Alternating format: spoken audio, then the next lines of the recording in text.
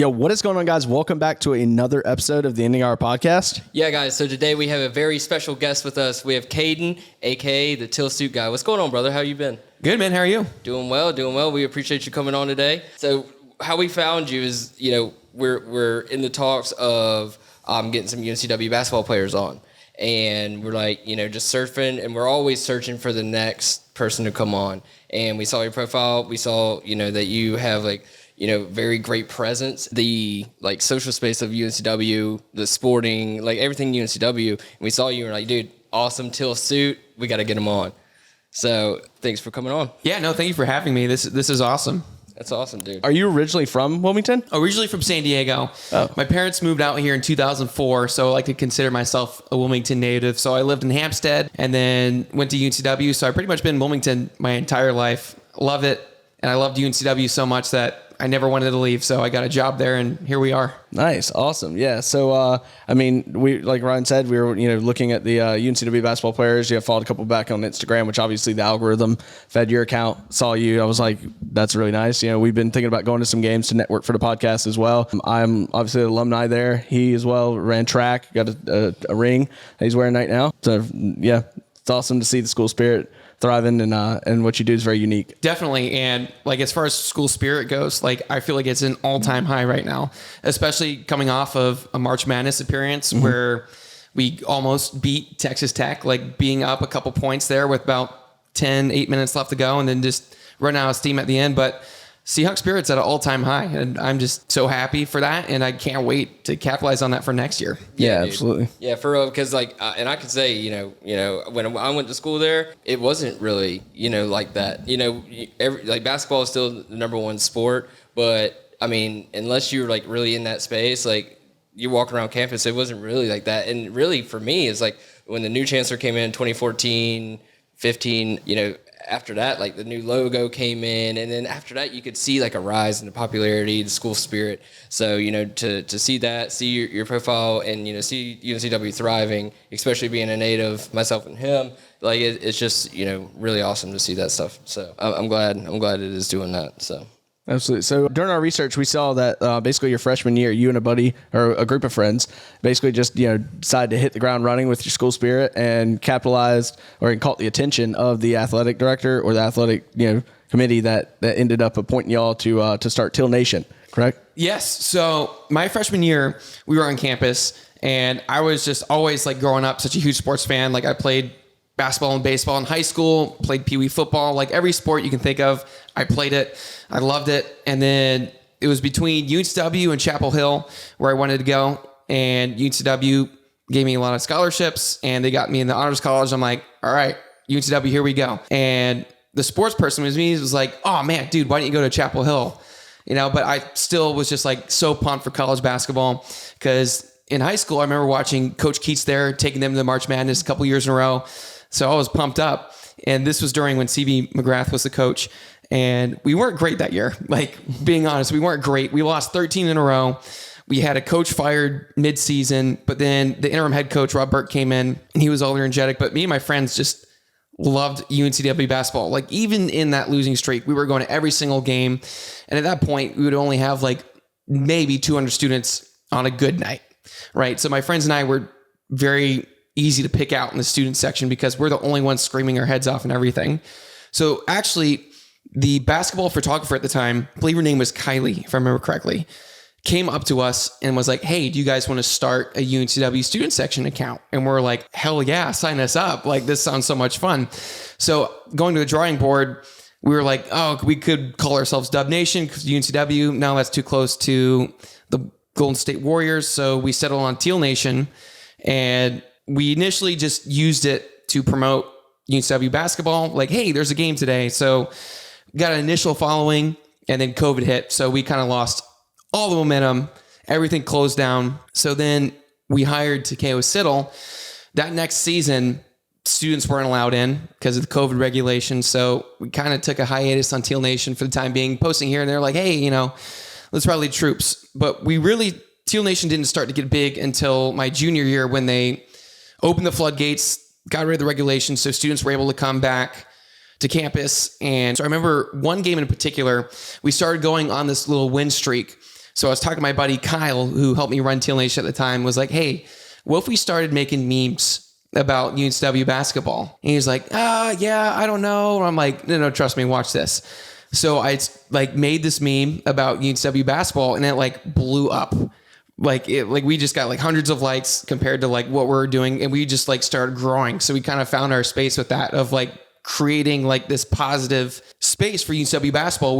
We were promoting it through Teal Nation. And then we actually started working with UNCW Chicks and Barstool, and they kind of got on board and started creating this hype around UNCW basketball, where we kept going on this win streak. We had the longest win streak in the country, and we actually broke a school record for most win streaks at that time, which was 12. And then fast forward to the following year, we did it again with 13 wins, and Charleston was coming to town. And for those of you who don't know, Charleston's our big rival. And this is when they had Pat Kelsey. They were also on a huge win streak. I think there were 14 games at the time. So they were nationally ranked coming into Trask. And I remember this game was huge. Up until this point, like UNCW was very on the down low about tailgating. Like there was no tailgates going on, no nothing. So me and the person running UNCW Chicks at the time actually reached out to Varnish, and we're like, hey, like if we set up the space, can you bring out a DJ for a tailgate? And they're like, yes, absolutely. So I start going through the tailgating policy for UNCW. I'm like, okay, we can make this work. Like this is something that can actually happen. So I remember bringing it up to the athletic department. We kind of workshopped it a little bit to where we didn't call it a tailgate, but we called it a pregame jam. So Varnish came, set up a stage, and it was like a full-fledged tailgate, the point where like the news came out there and like started filming this like giant line of students. There's probably about 1,500 students lining up from Trask all the way to the other end of campus. Like it was massive because it was such a huge game. And that really started this whole movement of like, wow, like this fan base is amazing. And if we could build this, imagine what we can do in a couple of years. So we really started building on that hype. And of course, Coach Siddle came in and has done a phenomenal job. 4 straight 20+ win seasons, and then taking us to March Madness. And really, this is now the 3rd straight year of where we've blown up the Charleston game. This make it this huge thing, this rivalry game where we have this tailgate for students coming out, where people are lining up hours and hours beforehand. Like I was talking to a kid that lined up for the game this past year, and he was saying that he lined up at 9 a.m. for a 7 p.m. tip-off game.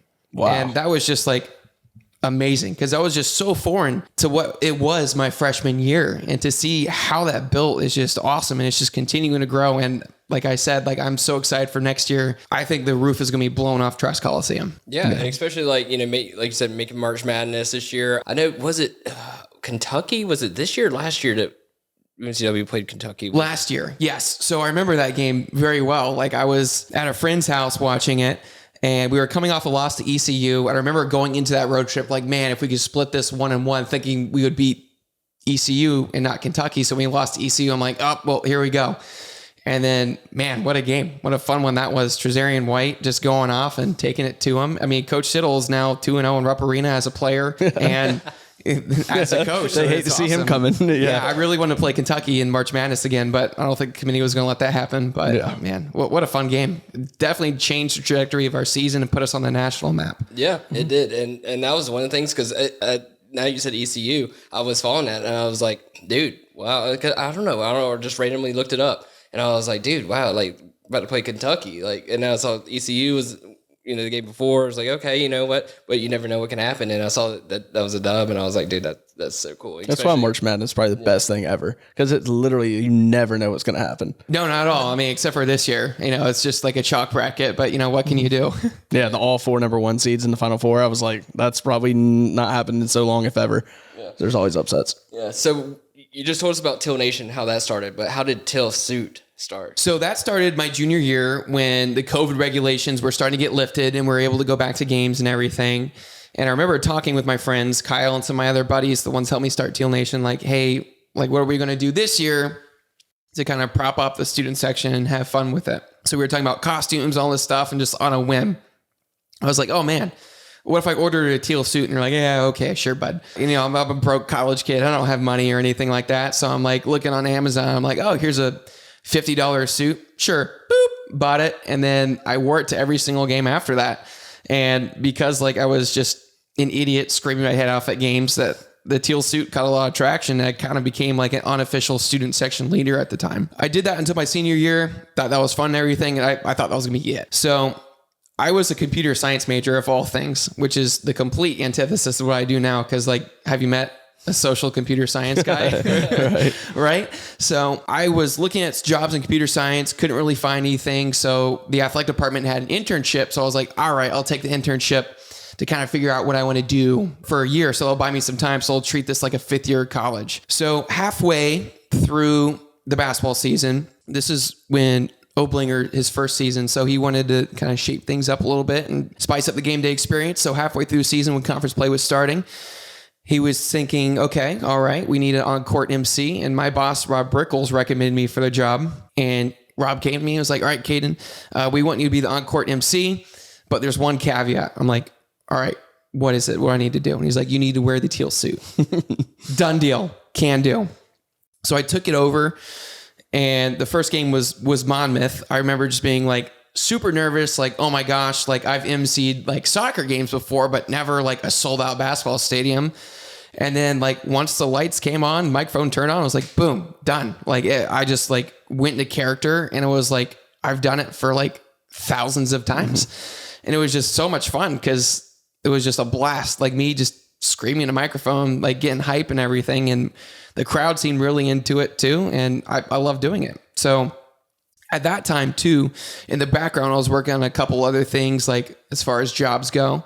So I remember hearing rumblings of like, hey, there might be a full-time position for you, but we're not sure yet. So this was about January.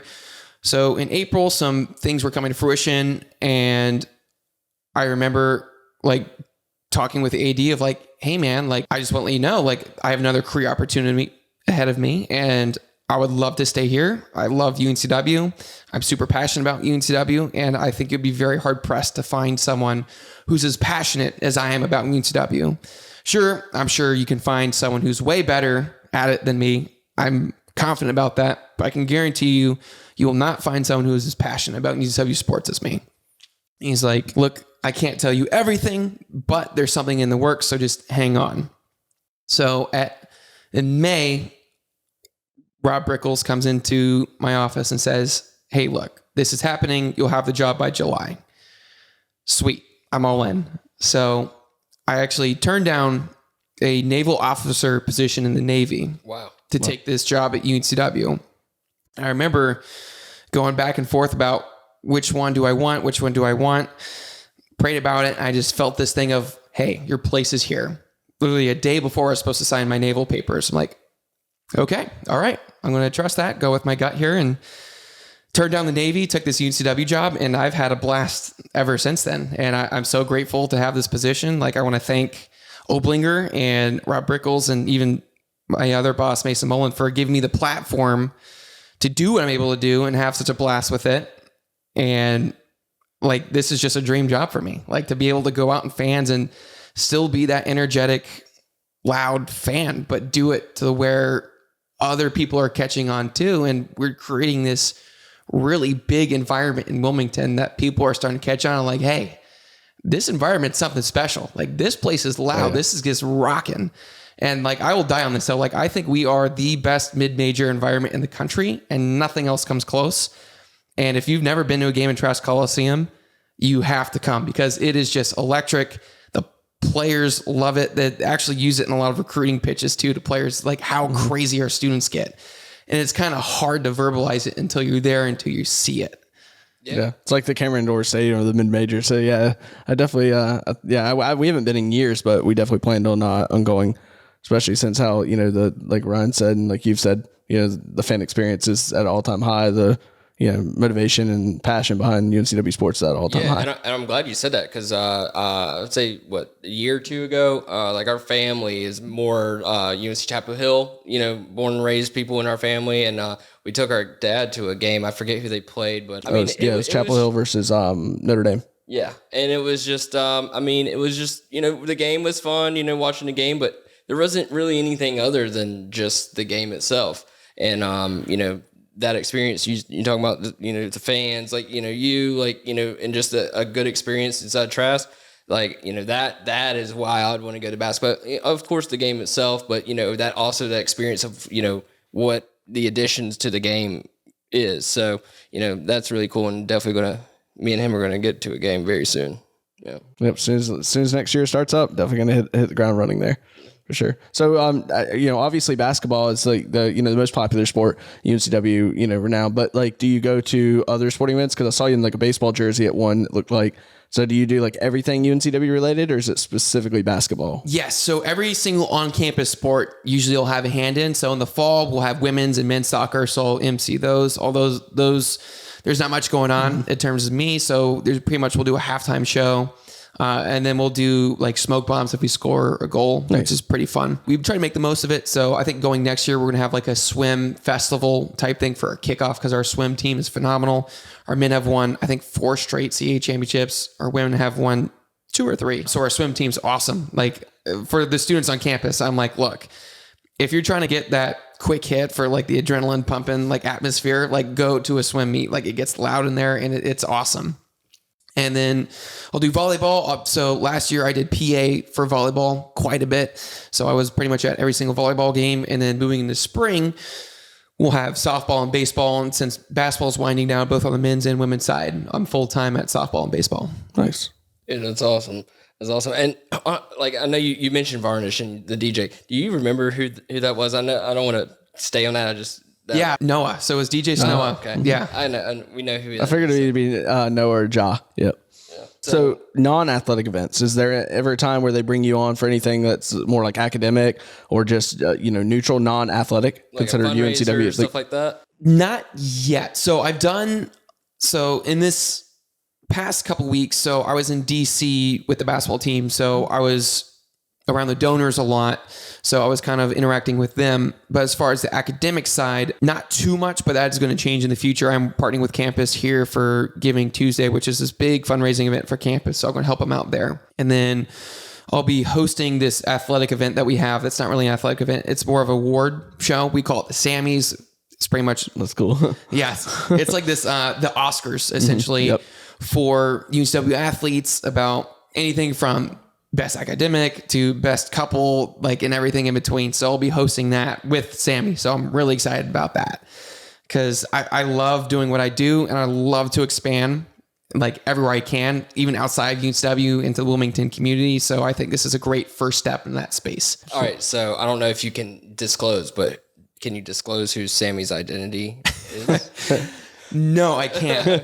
Because at one point were you Sammy, or they were? Yes, Yep. yes, I was. So I was Sammy all 4 years of college. Yeah. So I think that is in part what really helped me too with my mannerisms stuff, because when you're a mascot, like there's no talking whatsoever. So you have to do it with your mannerisms and like dance moves and communicating with people. That helped me a ton. And that was like such a fun experience to be able to be a college mascot. And then actually I was chosen to be the mascot of the CA tournament for a couple of years, beat Clyde the Cougar in a dance battle on national television. Awesome. And I was actually called a top 10 mascot in the country by the CBS broadcasters. So that was like such a cool experience. Like my mom sent me a video of that. I'm like, oh, that's so cool. That is awesome. But yeah, no, can't disclose that. That's a full-time top secret. Do y'all interact? Do you and Sammy interact a lot at the games? Yes. So quite a bit. So going forward too, we want to schedule more stuff like, more skits and maybe even some dance battles with me and Sammy in the future. But one of the things I do with my day to day is I'm actually Sammy Seahawks boss. So I'm like the one, like make sure Sammy gets to an event and make sure that, we have Sammys for the event and hiring Sammys. And we have a good squad right now that do it. So I can't tell you who's Sammy, but we do have multiple that help us cover a lot of events, because Sammy is like the most popular bird in Wilmington right now, especially with us going to March Madness. We're getting requests left and right. So I want to shout out all my Sammy students. Man, you guys do a fantastic job. Thank you for helping us cover events and really representing the UNCW brand. So thank you. Yeah. If you ever need any assistance on the the actual production side, let us know. We'll be happy to help you film some stuff. Yeah, we just did a. We had a woman come in here. She needed production help with getting a commercial out for Harley Davidson. So we just did that. So if you guys ever need anything, in that space, just hit us up, come in here, do it. And more than welcome to do it. Yeah, thanks. Probably take you up on that. I mean, I'm not sure how Sammy would be in a podcast format. Well, no, we'll even come to y'all. Like if you need like help with filming stuff, I know UNCW probably has camera equipment and stuff with their video department and stuff. But yeah, we'll to help you spitball some ideas for like social media, the algorithms, stuff like that, and get involved. Yeah, appreciate it. Yep, absolutely. You got to tell us what has probably been your most memorable, or some of, if you can't pick one, your most memorable experiences while being a part of doing what you do. I mean, that's tough. I mean, there's so many memorable experiences. Like even just interacting with the fans before games is just always memorable. Like I think we have the best fan base in the country in terms of energy, but they're also the nicest people ever. Like I haven't met a bad UNCW fan yet. Hopefully I'm not challenging that anytime soon, but I'm ride or die for our UNCW fans. Like they're great. But I'd say probably the coolest moment of my career so far, although it's been young, has definitely been cutting down the nets in DC. That was just something I never thought I would ever do, would be able to cut down the nets for the school I went to, and especially the basketball team that I'm so passionate about. That was awesome. And then another one that's really memorable for me is actually getting booed. I got booed by 5,000 people in Trask, which that's a pretty funny story. We did do this one halftime show called The Money Machine, where we stick kids in this little money machine. They have the air generators blowing. They try to grab money for 30 seconds. We have one rule. We tell the kids, we harp on this, like, hey, don't grab the money off the ground. You can grab it off the walls and you can grab it in the air, but do not grab it on the ground. Mm-hmm. And we harp on this like 4 or 5 times. And there's this one kid that gets in and he starts grabbing it off the ground. And I see my boss look at me, like telling me, no, stop. And I'm like, okay, like, all right, you gotta stop. You can't grab it off the ground. Can't grab it off the ground. And of course, this little kid's not listening whatsoever. So I'm like, all right, stop. So cut off the machine. I'm like, all right, bud, like we told you, like you can't grab it off the ground. So you're gonna have to put the money back. And everyone started booing, like, boo, like louder than when like the other team like came in like pretty handily. So that was like, actually pretty fun moment. Like, yeah. I don't know why it just got me going, but I was like, okay, all right, I'm playing the villain role now. But yeah. I feel like I was nice enough to let the kid do it again, and he kind of listened, but I'm like, okay, dude, like we explained you the rules and you didn't listen. Like those boos were meant for you, but it's all right, whatever. Yeah, you get tunnel vision, you see all that money, you're just like, yeah, I don't care, I'm grabbing it wherever I see it. But I understand though. It's funny because that machine, you've probably seen people try every different which way. They're like, lick their arm and try to get some money to like stick to it. And they're like grabbing off the wall. They'll try to like lift their shirt up and let it like kind of sit in there. So it's funny. Like I ran track at UNCW. So, I mean, it's been a while. We had the old logo back then. So like, what is like, we just won a championship this year. So when was the last championship that we won in basketball? 2017, correct? 2017, yes, for basketball, 2017. Okay.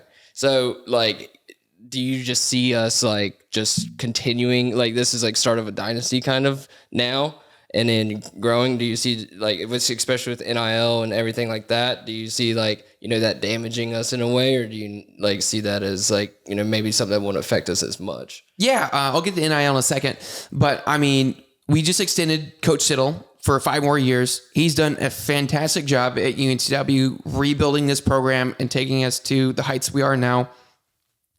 And he's shown every single year that he can recruit from the portal. So I'm convinced with some of the guys leaving and some of the guys staying that he's going to be able to find talent. No problem. And what's great about Siddle is he finds people that fit his system. Mm-hmm. Like sometimes he'll take people that are just like the cast outs. Like, oh, we don't want them. Like, he was okay here and he was decent there. And they come in and they just fit in the system and they play so well. Like this year, I would argue like there was no one who was super flashy on the team, but we had super good players that knew their role and played their role the best they could. And that's why we were so successful this year. So I think if he, and I think he will continue to build on that and building his system of basketball, that we could see a dynasty. So I think we'll repeat next year. I mean, of course, the fan of me is going to say that, but especially with key guys like Greedy Williams, Nolan Hodge, and Noah Ross coming back, you have that good foundation and those veterans that have seen UNCW and know his system. And I think he'll get some good people in the portal as well. So I can't wait for next season. In terms of NIL, I mean, man, it is just a whole can of worms right now, isn't it? I mean, with all the narrative going around right now about how NIL is ruining the sport, and just look at March Madness right now. We didn't really didn't really see a huge upset. And now we have 4 number ones and it's just perfect chalk bracket, right? So you can make an argument about it's ruining the sport. I wouldn't say it's ruining the sport, but there's definitely needs to be some regulations.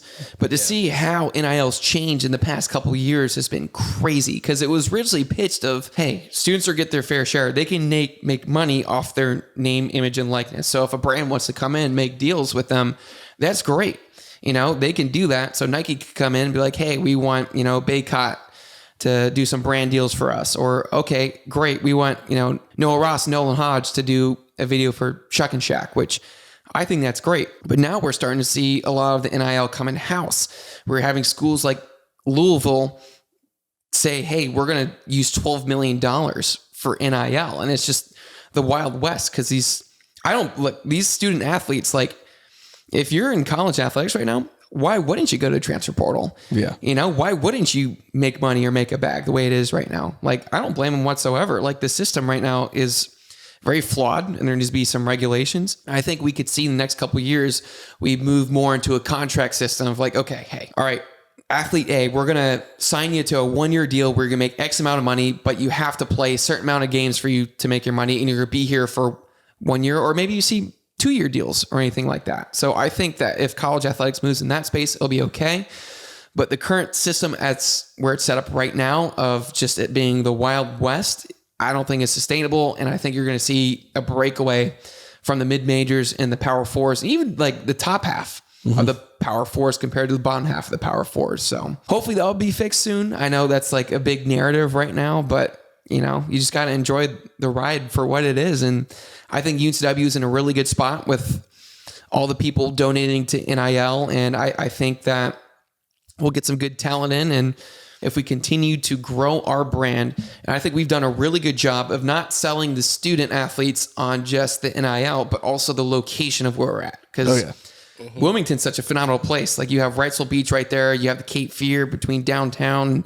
It's a beautiful place. Like, everyone that comes here is like, wow, like this beats Lubbock, Texas, or whatever that's in the middle of nowhere. Because we have such a great area and the campus is growing and they see our environment. So I think that, while NIL is important, it's not the biggest recruiting pitch for what Wilmington is. Right. Yeah, right. Exactly. And like you said, like, UNCW is growing. Like, every year I seem to be back there for one reason or another. There's another building like going up. So, and like you said, we got how many beaches around here? Like 3 or 4. Yeah, 3 primaries, but yeah, and then Topsail, and then so I mean, the surrounding areas, I would say, is sort of like our biggest, pitching tool.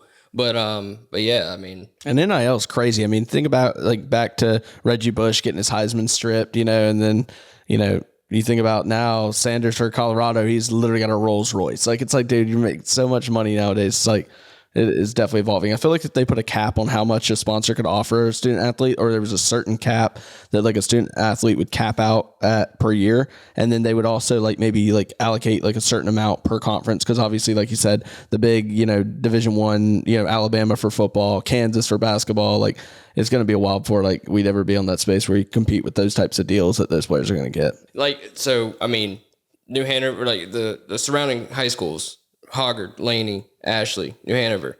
I mean, New Hanover just went to the state championship. Like, is that like a focus with the UNCW basketball? Is like the surrounding talent just where where we're at right now, or is it like we more recruit out like Raleigh, Charlotte, stuff like that, or is like because I got recruited, I went to Hoggard High School, so I got recruited. Sprecher went right to Laney High School and watched me run and talk to him afterwards. Like, so I was recruited locally, but like, is that something that UNCW basketball does, or does it more branch out? I think with the transfer portal, it branches out certainly a lot more. Like, I know a lot of the guys on the team now are kind of in the North Carolina area, not so much Wilmington, but I know other sports really hammer in on recruiting local people, especially in the state, especially with our soccer's. They have a lot of local people. Our track and field does, our swim and dive. Like, there's a lot of North Carolinians on our team. But for basketball, I think it's, with the way the transfer portal is right now, I think they're just grabbing the best available fit. Mm-hmm. And that doesn't necessarily mean, all right, this guy's from Wilmington, North Carolina, we're gonna pick him up. But that being said, there's a lot of talent in this area that's not going unnoticed because of the transfer portal in NIL. So like there's a lot of guys that aren't being picked up by Power 4s or Power 5s anymore because they're so focused on the transfer portal, where you could see like these mid-majors becoming feeder programs. Like, hey, all right, this guy would have been a 4 or 5-star, but he's just not getting any offers anywhere because people are so focused on getting transfers or grad transfers or people with experience, or all right, this guy is a sophomore, he has 3 more years eligibility, but he, popped off at New Mexico. So I know San Diego State is having an issue with that right now. I'm a San Diego guy, so my parents went to San Diego State, so the Aztecs are like my secondary team. So I follow them quite a bit. So they have a guy right now, Magoon Gwath, who was not recruited by anyone, won Defensive Player of the Year and Freshman of the Year in the Mountain West, and now he's in the portal and he's probably going to go to a huge school. He's probably going to go to like a Kansas or Kentucky or Carolina or something. But again, you're going to get a lot of these guys that aren't recruited because these Power 4s are like, all right, this guy averaged 20 points here at, Mount St. Mary's, so we're going to recruit him. Or all right, this dude averaged 12 points a game at Utah State, we're going to grab him. So that opens the door for a lot of these seniors in high school, rising freshmen, to come into these mid-majors and get serious playing time where they want to get that Power 4s, especially with like the rulings now with junior college, community college, those eligibility not counting against you.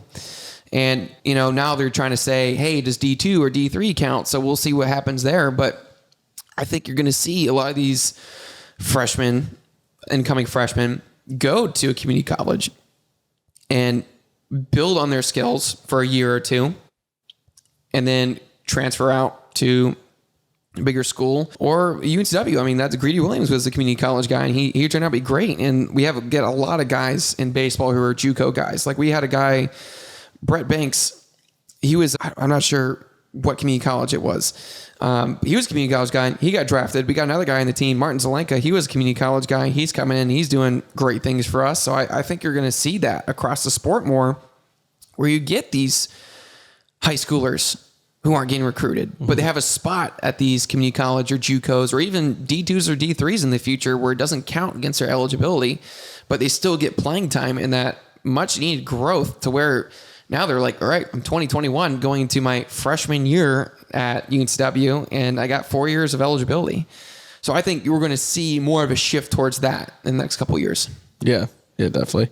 Yeah, and I think it's interesting because like back in the day, there was usually like if you wanted to make it to a nice D1 school and you didn't think you were at that capacity or the capability yet, then you would come in and you would say, you know what, I'm going to go to a JUCO, I'm going to star there for a year or two, and then I'm going to transfer out to a Division I school. And now like it's like you can kind of go to a Division I school and then try and go to a Power 4, Power 5 by using them as the same way the D2 school was used back in the day. Yeah, and that I was gonna take that route because it was between football and track. And, with my size, it was, no one was really looking at me at D1, but I was like, you know what, I'm good enough. So I was thinking Mount Olive, Wesleyan, like these like D2, D3 schools, and then just going to transfer out. But, the path didn't end up going that way. But yeah, I mean, like you said, it's crazy because, like you said, you can go to D1 school and then go to another one the next year. But like, back in the day, you would go to like a JUCO. And then even on like the NCAA games and 2K and stuff like that, you get a transfer from another school and they're a junior, they still are a junior. They're not, straight freshmen. So it is going to be, pretty interesting to see how that works out with like D2, D3 schools and those kids transferring. So, I guess we'll just have to wait and see how that turns out. It's also interesting to see if NIL is going to affect conferences and people changing. Like, do you think UNCW is going to stay? Are they like devoted entirely to staying in the CAA? I haven't heard any rumblings. We'll see. But I think the bigger issue is you're going to see these schools in smaller conferences that just simply can't afford D1 athletics anymore. So we're seeing that with St. Francis. They just were in the tournament in the first 4, and they just announced that, hey, every single sport's going to go to D3 because they simply just can't afford it with D3 or with the NIL. So I think we could see that. And when that happens, I think you could see a shakeup of people moving up or down in conferences. And it could be a situation where it's strictly based off NIL. Like you have your top tier Power 4 schools, and then you have like your group of 5 schools, and then maybe you have like a mid-major, and then you have your lower conferences, and it could be just all based off of NIL, not necessarily talent. And I think going in the future too, we're going to see a lot of emphasis from the athletic departments on coaches not only just being good coaches, but also being good fundraisers across a lot of sports.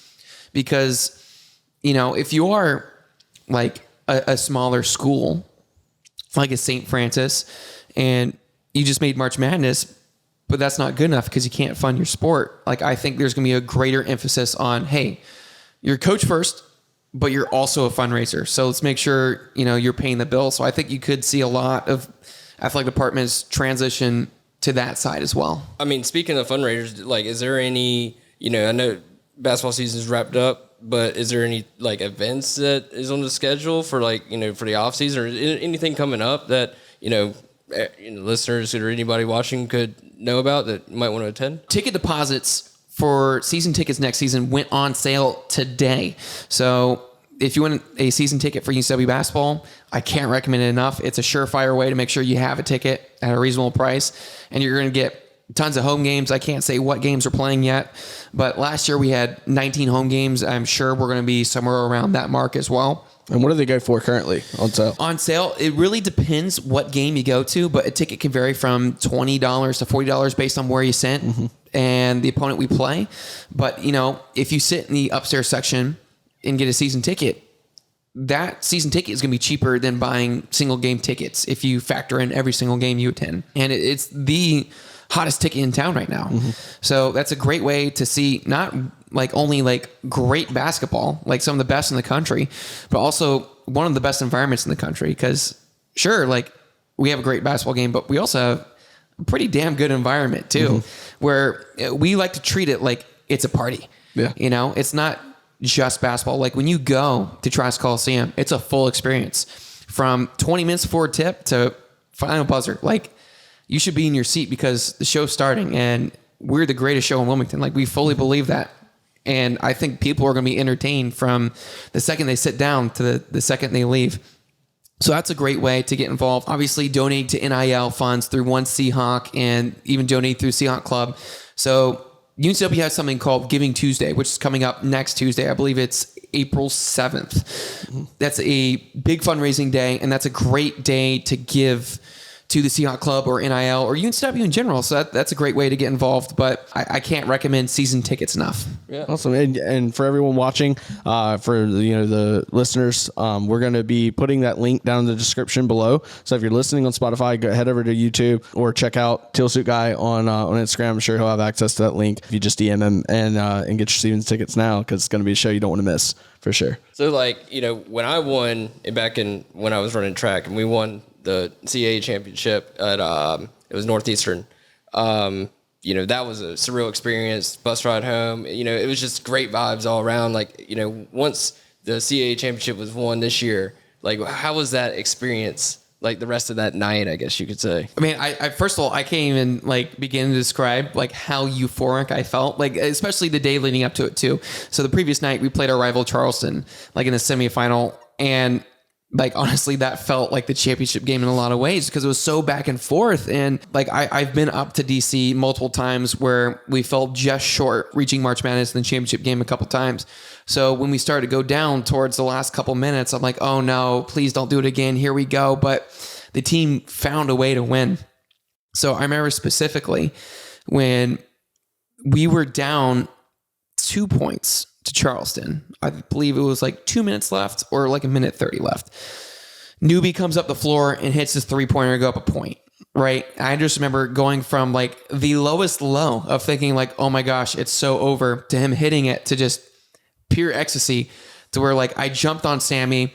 I even ripped my pants like doing that. I didn't even know like till after the game. I had this huge rip down my whole pant leg. So after that game, it was like, oh man, we can do this. Like, this is our year. And then, of course, Delaware went on this incredible run, just shocking everyone to be in the first 4 games as a 12 seed to make it to the championship game. Like, we knew, like, okay, just because they're a 12 seed, we don't need to look past them. So we knew it was going to be a rock fight.